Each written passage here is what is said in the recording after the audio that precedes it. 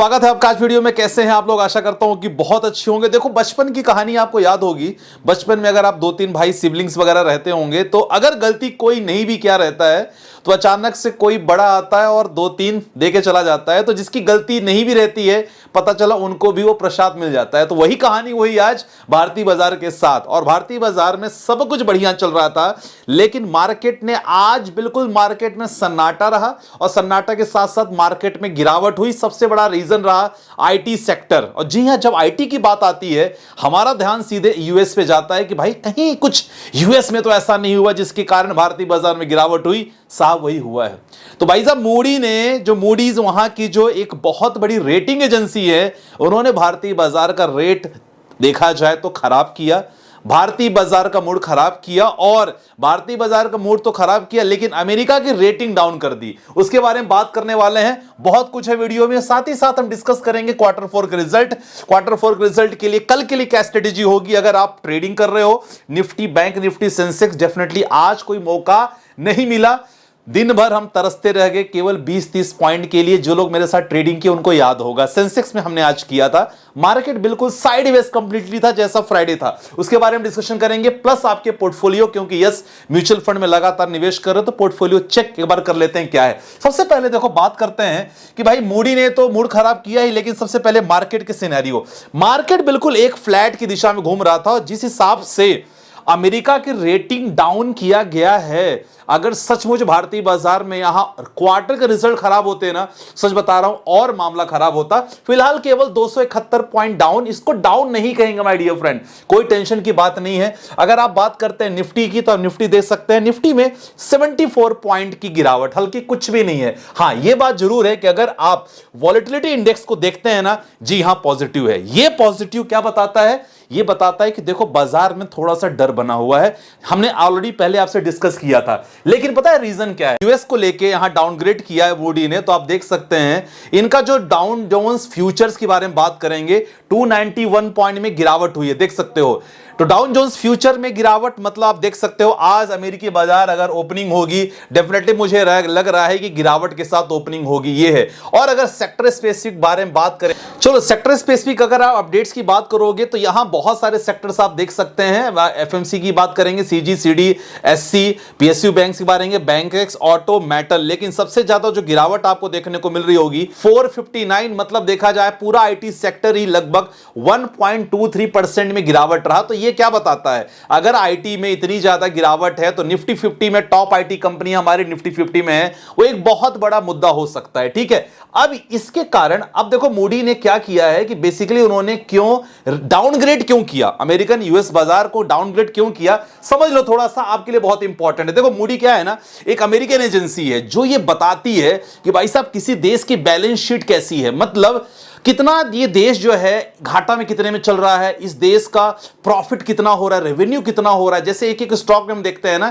यहां कंप्लीट पूरा देश की हालचाल बताई जा रही है। तो फिलहाल पहले ट्रिपल ए रेटिंग हुआ करती थी, इसको डाउनग्रेड करके AA1 कर दिया गया है और 1919 के बाद ऐसा किया गया है। तो बहुत बड़ी एक रिसर्च एजेंसी है जो किसी भी देश की खासकर इकोनॉमिक स्थिति बताती है कि भाई इकोनॉमिक स्थिति कैसी है, हाँ आर्थिक स्थिति कैसी है, मजबूत है कि नहीं है। तो फिलहाल क्रेडिट रेटिंग रिसर्च को लेकर जाना जाता है और यह उनका अनुमान है कि आने वाले कुछ समय बाद 2035 तक $36 ट्रिलियन का यहां कर्ज और बढ़ सकता है यूएस बाजार को लेके। यही वो एजेंसी है जिसने भारत को AAA रेटिंग दी है। तो इंडिया के लिए तो बहुत अच्छी बात है, लेकिन यूएस का मार्केट आईटी मैक्सिमम बिजनेस हम वहां से डिपेंडेंसी रहते हैं, इसीलिए। और देखो आप देख सकते हैं ना, बजट घाटा अराउंड कितना है जो हमारा देख सकते हैं। बजट डिफिशिएंसी अगर यूएस की बात करें 9% है, जो हमारा अगर इंडिया की बात करते हैं भारत की 4% है, हमारे लिए पॉजिटिव है। तो ऐसा कहा जा रहा है कि भाई ये कर्ज ना लगातार बढ़ रहा है और इसी वजह से ये एजेंसी ने कहा कि भाई साहब कर्ज को जल्दी निपटाओ, नहीं तो रेटिंग और गिर सकती है। तो इसके कारण आज पूरे भारतीय बाजार में गिरावट देखने को मिली। इसके अलावा कोई खराब नहीं था माय डियर फ्रेंड्स, और यही रीजन रहा कि आज हम लोग लगातार ट्रेडिंग सेक्शन में 20-30 पॉइंट में रहे। तो आप अगर ट्रेडिंग का हिस्सा बनना चाहते हो, डिस्क्रिप्शन में नंबर है।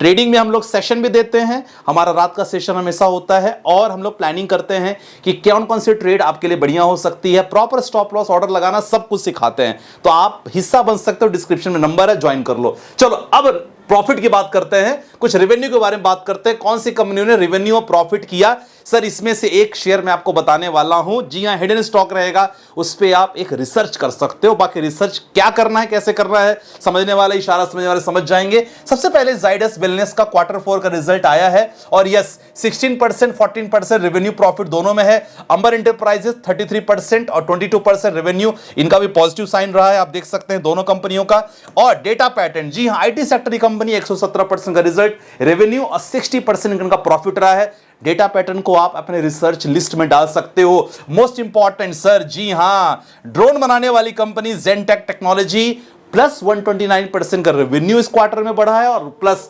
189% इनका नेट प्रॉफिट है। तो इस कंपनी को खासकर माय डियर फ्रेंड्स जेनटेक टेक्नोलॉजी, इसको एक बार इसका रिसर्च जरूर करना, इसकी बैलेंस शीट पढ़ने की कोशिश करना। कोई डाउट हो तो आप हमारे स्टॉक्स पोर्टफोलियो जो हमारा मल्टीबैगर स्टॉक्स ग्रुप है उससे आप ज्वाइन कर सकते हो। डिस्क्रिप्शन मैंने नंबर डाल दिया है, आप उस ग्रुप का हिस्सा बन सकते हो जहां आपको multibagger stocks with the target लगातार दिया जाता है। काफी लोग हैं। सो अगला जो अगर बात करें कंपनी का, जी हां डिवाइस लैब, इसका भी अगर रेवेन्यू की बात करें प्लस 12% रेवेन्यू है। नेट प्रॉफिट की बात करें 23% मिला जुला आंकड़ा रहा। तो ये हमारे Q4 के रिजल्ट्स हैं। तो दो important company Tata patterns, Gentech technology, दोनों पे आप जरूर फोकस कर सकते हो। ज्यादा डिटेल के लिए डेफिनेटली आप संपर्क कर लेना। अब इंपॉर्टेंट बात करते हैं माय डियर फ्रेंड्स, अगर बात करें निफ्टी को लेके थोड़ा सा कल प्रेडिक्शन करने की कोशिश करेंगे।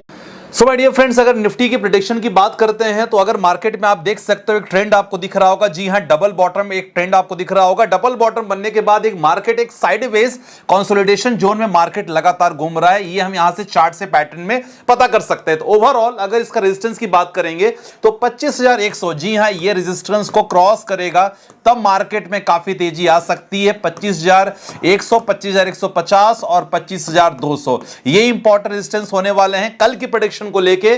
तो अगर ये क्रॉस होता है 25,100, अपनी पोजीशन आप यहां लॉन्ग कर सकते हो डेफिनेटली। और अगर बात करते हैं सपोर्ट को लेके तो जी हां पहला सपोर्ट जो दिख रहा है ना, क्योंकि यहां से एक बुलिश कैंडल देखने को मिली थी तो 24,900 एक सपोर्ट रहेगा। और अगला सपोर्ट की बात करें ये जी हां 24,800 दूसरा सपोर्ट रहेगा। और अगर तीसरे सपोर्ट के बारे में बात करते हैं तो जी हां ये रहेगा 24,700। ये तीन इंपॉर्टेंट लेवल है, इसको नोट कर लो। अगर इसके नीचे जाता है डेफिनेटली अपनी पोजीशन आप शॉर्ट कर सकते हो। चलो तो कल देखते हैं ट्रेडिंग सेक्शन में कैसा होता है। फिलहाल तो आज का मार्केट तो काफी अगर देखा जाए तो काफी कैसा रहा, काफी यहां फ्लैट मार्केट रहा, ठीक है। अब बात करते हैं काफी दूसरे लेवल्स में।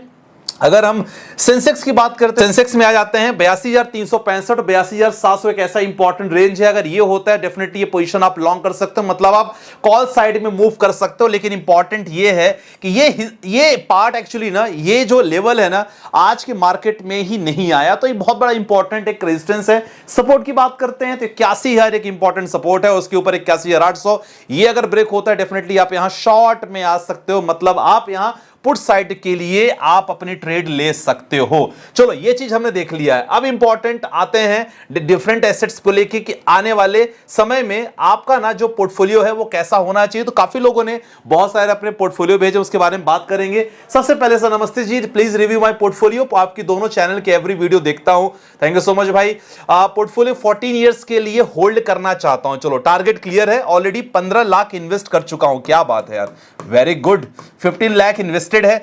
एसबीआई स्मॉल कैप में 5,000, एसबीआई 250 स्मॉल कैप इंडेक्स में 2,000, एक्सिस स्मॉल कैप में 3,000, एचडीएफसी स्मॉल कैप में 3,000 किया, एचडीएफसी मिड कैप में 3,000, निपॉन स्मॉल कैप में किया है, मोतियाल का माइक्रो कैप 3,000 लिया, मोतियाल का मिड कैप 2,000। मेरे पास 12 लाख है सर, इन पैसों को कितना मंथ में मार्केट में लगा दो। देखो इसके लिए आप अपना पोर्टफोलियो ले लीजिएगा, पोर्टफोलियो सर्विसेज आप ले सकते हो, डिस्क्रिप्शन में नंबर है वहां संपर्क कर लेना, क्योंकि 12 लाख का पोर्टफोलियो बनाने में थोड़ा वक्त तो लगेगा ही। बाकी मैक्सिमम इन्वेस्टमेंट आपकी स्मॉल कैप के है तो टारगेट यहां मोर देन आपको 10 इयर्स रखना ही रखना पड़ेगा। इसके बीच पैसे निकालने की कोशिश नहीं करना, क्योंकि देखो आपके पास ऑप्शन तो फ्लेक्सी कैप का भी है लेकिन आपने लिया नहीं है। तो डेफिनेटली यहां आपका गोल हो सकता है कि गोल हो सकता है आपका लॉन्ग होगा और आप रिस्क इन्वेस्टिंग होगे। लमसम किया हूं 20 साल के लिए। चलो SBI large and mid cap लगभग उन्होंने कितना किया है, यहां किया है इन्होंने 1 लाख रुपए किया है एसबीआई लार्ज में। एसबीआई मैग्नम मिड कैप में देखो आप जब लोग ना जब इन्वेस्ट कर देते हो ना